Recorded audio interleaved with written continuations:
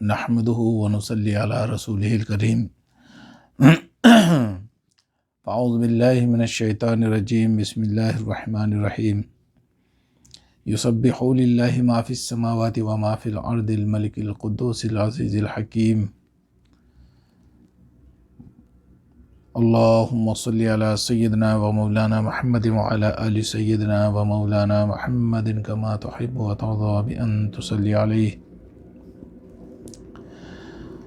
बिस्मिल्लाहिर्रहमानिर्रहीम। मुहतरम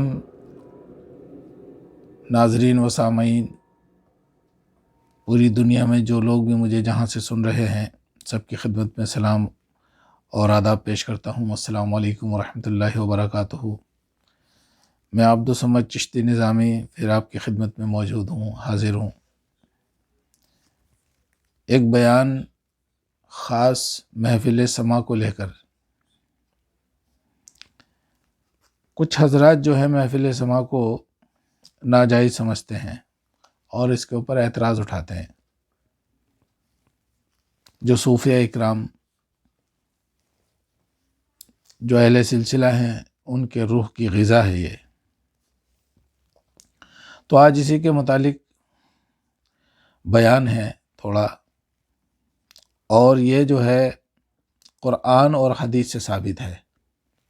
महफ़िल समा, समा सुनने को कहते हैं, और ये समा वो है सुनना जिसके सुनने से वज्द तारी होता है और यहाँ तक के जज्बात मुतासिर हो जाते हैं और रूह को तस्कीन मिलती है। कव्वाली कौल से बना है, कव्वाली जो लफ्ज़ है, और कौल काल से। काल बात करने को, कौल को कहते हैं। सबसे पहले कव्वाली लफ्ज़ जो है वो इस्तेमाल किया है हज़रत अहमद ग़ज़ाली रहमतुल्लाह अलैह ने। कव्वाली का जो लफ्ज़ है पहला, तो गायत में हज़रत इमाम ग़ज़ाली रहमतुल्लाह अलैह से मनक़ूल है, आपने पहला ये लफ्ज़ इस्तेमाल किया। अब मैं आपके सामने पेश करने जा रहा हूँ कुरान पाक की आयत, जिसमें अल्लाह पाक ने इरशाद फरमाया। ये सूरह माइदा की आयत नंबर 83 है, 83 नंबर है। तर्जुमा पेश करता हूँ। अल्लाह इरशाद फरमाता है, औज़ु बिल्लाहि मिनश शैतानिर रजीम, बिस्मिल्लाहिर रहमानिर रहीम, कि और जब वो इस कलाम को सुनते हैं जो कि रसूल पाक सल्लल्लाहु अलैहि वसल्लम पर उतारा गया, तो तुम देखोगे कि उनकी आँखें आंसुओं से छलक रही होती हैं, इसलिए कि उन्होंने हक़ को पहचान लिया होता है। महफ़िल समा में कोई भी फजूल कलाम नहीं होता। कलाम जितने भी होते हैं वो सब मार्फत के कलाम होते हैं, और उसमें कुरान पाक का ज़िक्र होता है और मोहब्बत का ज़िक्र होता है, आशिकी का ज़िक्र होता है, आशिक रसूल होते हैं। तो अल्लाह इरशाद फरमाता है कि जब वो कलाम सुनते हैं तो उनकी आँखें, क्योंकि ये आपकी मोहब्बत में सुना जाता है, रसूल अकरम सल्लल्लाहु अलैहि वसल्लम के इश्क में और आपके चाहने वालों के इश्क में। तो अल्लाह इरशाद फरमा रहा है कि और जब तुम वो उस कलाम को सुनते हैं, यानी कि जो समा सुनने वाले हैं उनके मुतालिक बात हो रही है, जो कि रसूल अकरम सल्लल्लाहु अलैहि वसल्लम पर उतारा गया, तो तुम देखोगे कि उनकी आंखें छलक रही होती हैं आंसुओं से, इसलिए कि उन्होंने हक़ को पहचान लिया होता है।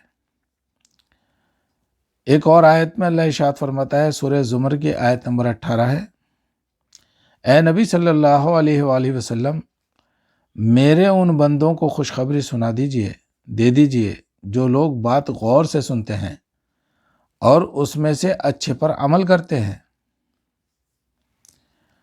सूरह अल-अराफ में ये तीसरी आयत है, आयत नंबर 172 है। उसमें अल्लाह इरशाद फरमाता है, और याद कीजिए जब आपके रब ने बनी आदम की पुश्तों से उनकी औलादों को निकाला और गवाह बनाया उनको उनके نفسوں پر، اور فرمایا الست بربکم، کیا میں تمہارا رب نہیں ہوں؟ تو سب نے ایک زبان ہو کر کے کہا کہ قالو بلا، کیوں نہ ہوتا، قالو بلا شہیدنا، کیوں نہ ہوتا، بے شک تو ہمارا رب ہے، ہم گواہ ہیں اس بات کے۔ تو جو پہلا سماع ہے وہ تو عالم ارواح میں خود اللہ کی بارگاہ میں ہوا۔ محفل سماع قرآن اور حدیث سے ثابت ہے۔ پہلا سماع عالم ارواح میں اللہ نے کیا۔ آیت نمبر سورہ الاعراف ہے، آیت نمبر 172، آپ کوئی بھی پڑھ کے دیکھ لے۔ حدیث شریف میں یہ میں نے قرآن پاک کی آیت آپ کو سنا دی، 3 آیات۔ اب حدیث پاک سنیے۔ اللہ کے رسول ارشاد فرماتے ہیں صلی اللہ علیہ وآلہ وسلم، جس کو جس سے محبت ہوتی ہے وہ اس کا چرچا کرتا ہے۔ جس کو جس سے محبت ہوتی ہے وہ اس کا چرچا کرتا ہے۔ اور چرچا کیا ہوتا ہے؟ چرچا گھر بیٹھے تو ہوتا نہیں ہے۔ چرچے کا مطلب یہ ہے کہ لوگوں میں کہتا پھرتا ہے، لوگوں کو سناتا ہے اور اپنے عشق کا اظہار کرتا ہے، محبت کا۔ تو یہ جو محفل سماع ہے یہ ایک چرچا ہے، یعنی ذکر کرتا ہے اور اس کا ذکر کرنے میں اس کو لذت محسوس ہوتی ہے۔ بھائی جو جس سے عشق کرتا ہے، محبت کرتا ہے، اس کو اس کا ذکر کرنے میں لذت محسوس ہوتی ہے، اور جب اس کے محبوب کا کوئی اور ذکر کرے تو اس کو وہ سننے میں بھی لذت محسوس ہوتی ہے۔ یہی جی چاہتا ہے کہ بس یہ اور سناتا رہے اور سناتا رہے۔ یہ ہر انسان اس بات کو جانتا ہے۔ حضرت محبوب الہی رحمۃ اللہ علیہ فرماتے ہیں، حضرت نظام الدین اولیاء محبوب الہی رحمۃ اللہ علیہ فرماتے ہیں کہ جب ریاضت اور مجاہدے سے نفس میں تھکن محسوس ہوتی ہے تب شمع کی ضرورت ہوتی ہے۔ یہ صوفیوں کا معاملہ ہے۔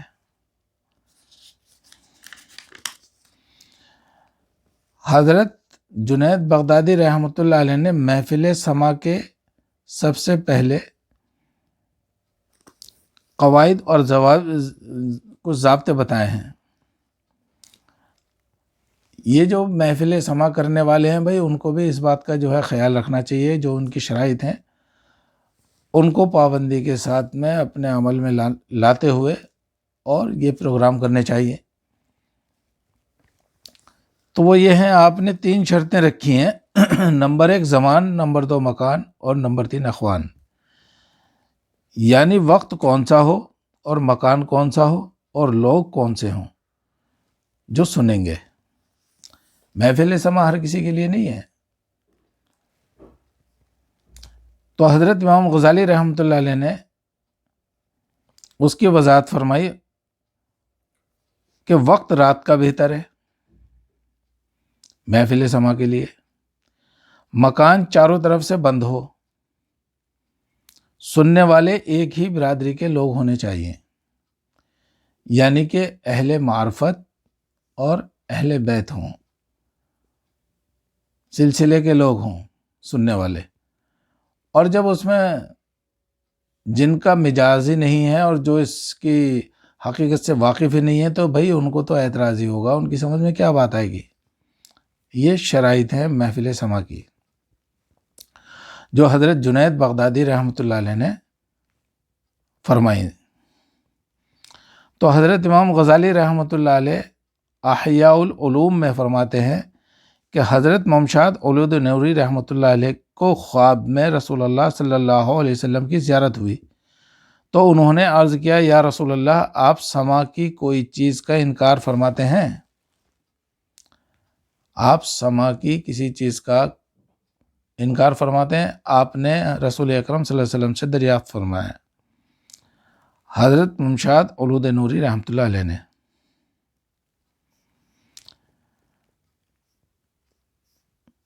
کوئی چیز آپ ناپسند فرماتے ہیں تو کیا آپ صلی اللہ علیہ وسلم نے فرمایا کہ اہل سماع سے کہہ کہ سماع کا آغاز اور اختتام قرآن سے کیا کریں؟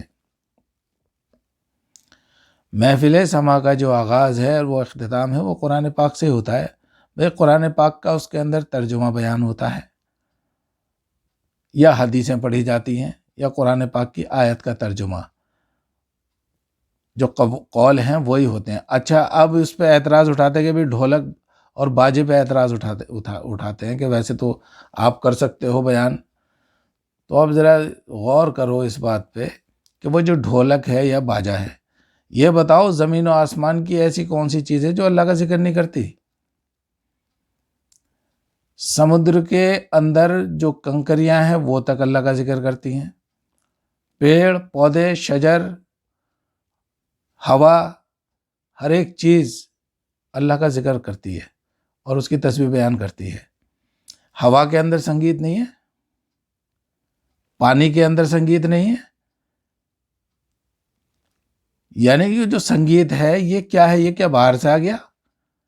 تو سنگیت پہ جو چیز اس کے اندر ذکر ہوگا، جس ساز پہ اس کو بجایا جائے گا، اسی کا وہی تو نام لے گا وہ بھی۔ تو نہ تو ڈھولک الگ جا رہی ہے اور نہ وہ ہارمونیم اور ڈھولک بھی تو اسی کا نام لے رہے ہیں، تو وہ بھی اللہ کے ذکر میں مشغول ہے۔ اس میں کیا اعتراض ہے بھائی؟ مگر کوئی بات چاہیے بس۔ تو آپ صلی اللہ علیہ وسلم نے فرمایا کہ اہل سما سے کہہ دیجئے کہ سما کا جو آغاز ہے وہ اختتام اور آغاز جو ہے وہ قرآن پاک سے کیا جائے۔ اس کا فائدہ یہ ہوگا کہ کسی وجہ سے اگر غیر شرعی کام ہو جائے تو اس کی معافی ہو جائے گی۔ خواجہ غیث الدراز بندہ نواز اس حدیث کے متعلق سے فرماتے ہیں، کسی بھی چیز کا حصہ اس کے شروع وات میں ملتا ہے اور سما کا شروع اور آخر حصہ قرآن سے ملتا ہے، اسی وجہ سے سما قرآن ہو جاتا ہے۔ تو وہ جو سما ہے یہ قرآن پاک کا مطلب بیان، قرآن پاک کی تلاوت اور اس کا سننا ہوا۔ تو حضرت قطب الدین اولیاء بختیار کاکی رحمۃ اللہ علیہ کا وصال دوران جو ہے سما، محفل سما کی حالت میں وجد میں ہی ہوا تھا۔ کتنے بڑے ولی ہیں آپ۔ ایک دفعہ حضرت جنید بغدادی رحمۃ اللہ علیہ محفل سما میں تشریف فرما تھے اور دیگر صوفیہ بھی ساتھ تھے۔ اس محفل سما میں ہر ایک کو رقص آیا، لیکن حضرت جنید بغدادی رحمۃ اللہ علیہ اپنی جگہ پر بیٹھے رہے۔ بعد میں کسی حضرت نے آپ سے پوچھا کہ یا حضرت، جب سارے لوگ وجد میں تھے تو کیا آپ کو وجد نہیں آیا؟ تو حضرت جنید بغدادی رحمۃ اللہ علیہ نے جواب دیا کہ تم دنیا کو گھومتا ہوا دیکھتے ہو؟ انہوں نے کہا نہیں، نظر تو نہیں آتا۔ حضرت جنید بغدادی رحمۃ اللہ علیہ نے فرمایا بس میرا معاملہ بھی ایسا ہی ہے، میں ضبط کر کے رکھتا ہوں۔ یعنی کہ ضروری نہیں ہے کہ ہر کسی کو وجد آئے، ہر کسی کی اپنی اپنی رمز ہے، کسی سے برداشت ہوتا کسی سے نہیں ہوتا، تو وہ بھائی وجد میں آ جاتے ہیں۔ تو اس کے اوپر بھی وہ ہے تو عشق میں ہی، اس کی یاد میں محبت میں بس مست ہو جاتے ہیں۔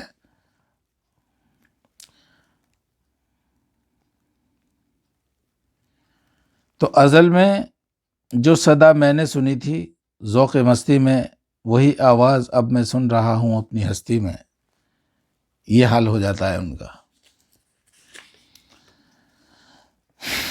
تو اللہ پاک بھائی ہمیں اور آپ کو سمجھنے کی توفیق عطا فرمائے، اور بغیر سوچے سمجھے، حقیقت کو جانے ہوئے بغیر اور کسی کے اوپر اعتراض اٹھانا یہ اچھی بات نہیں ہے۔